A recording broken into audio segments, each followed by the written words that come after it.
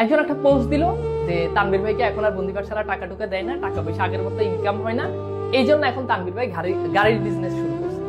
তো আমি যখন হিসাব করে দেখলাম যে আমার যে ইনকাম, ধরো আমি যদি বছরে যদি 100 টাকা ইনকাম করি, সেখানে সর্বোচ্চ 10 টাকা হচ্ছে বন্দিপাঠ ছাড়া, অর্থাৎ আমার মোট ইনকামের 10% ইনকাম হয়তো বা বন্দিপাঠ ছাড়া থেকে আসে, বাকি আমার আদার্স ইনকাম আলহামদুলিল্লাহ। আমার এর বাহিরে বন্দিপাঠ ছাড়া বাহিরে আমার অনেক কিছু আছে, এর বাহিরেও আমাকে অনেক কাজ করতে হয়, অনেক কাজ আছে।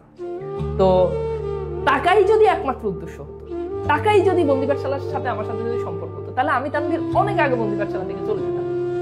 তোমরা আমার ঘরের মানুষ, তোমাদেরকে বলাই যায়, তোমাদের 24 ব্যাচের এই যে 24 ব্যাচের যখন অ্যাডমিশন কোর্স যখন নামে, অ্যাডমিশন কোর্সের আগে আমাকে একটা প্ল্যাটফর্ম অফার করে এবং তারা আমাকে একটা অ্যামাউন্ট দিয়ে দিবে যে তাদের স্টুডেন্ট কম হোক বেশি হোক, আপনাকে এই অ্যামাউন্টটা দিব, আপনি অ্যাডমিশন আমাদের সাথে কাজ করেন। এবং আমি নিশ্চিত যে অ্যামাউন্টটা আমাকে অফার করছে ওই অ্যামাউন্ট আমি বন্দিপাঠ ছাড়ার ঢাবি খ কোর্স থেকে তুলতে পারবো না।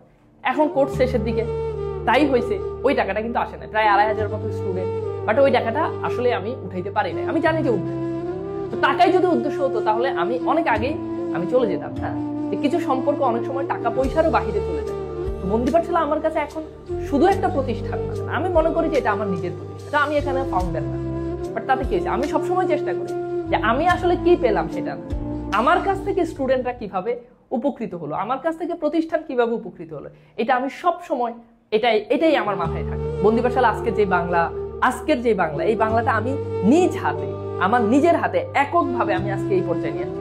শুধু সায়েন্স না, বাংলা এখানে শুধু সায়েন্সের স্টুডেন্ট পড়ে না, আর্টস কমার্সের স্টুডেন্টরাও অধিকাংশ স্টুডেন্ট প্রথম পছন্দের যে জায়গাটা থাকে বাংলার জন্য, সেটা হচ্ছে আজকে বন্দিপাঠ ছাড়া। এই জায়গাটা আমাকে তৈরি করতে অনেক সময় লাগছে। আমি বন্দিপাঠ ছাড়া পাওয়ার প্লেতে ক্লাস নিতাম, ভার্সিটি কোর্সগুলোতে ক্লাস নিতাম, এমন কোনো কোর্স আমি ক্লাস নিতাম না, কিন্তু আমার বাহিরে আরো অনেক কাজ আছে।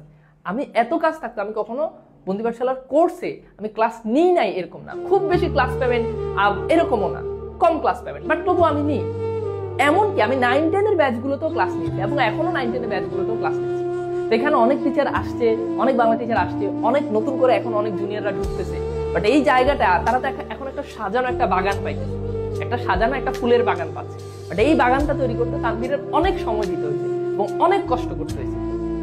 তো শেষ কথা হচ্ছে এটা যে তোমরা অনেকেই অনেক সময় অনেক কিছু মনে করো, বা আমাদের সম্পর্কে কিংবা আমার সম্পর্কে তোমরা হয়তো অত ভালো করে জানো না, এই জন্য না জেনে তোমরা কি করো, হুটহাট অনেক সময় মন্তব্য করে ফেলো। তো এই জিনিসটাই শুধু মাথায় রাখবা যে তানভীর কখনো আদর্শের জায়গা থেকে, কেবল টাকার জন্য, আদর্শের জায়গা থেকে, টাকা না, পৃথিবীর সবচেয়ে মহামূল্যবান জিনিস হলো আদর্শের জায়গা থেকে তানভীর কখনো এক চুল পরিমাণে কখনো সরে দাঁড়ায় না।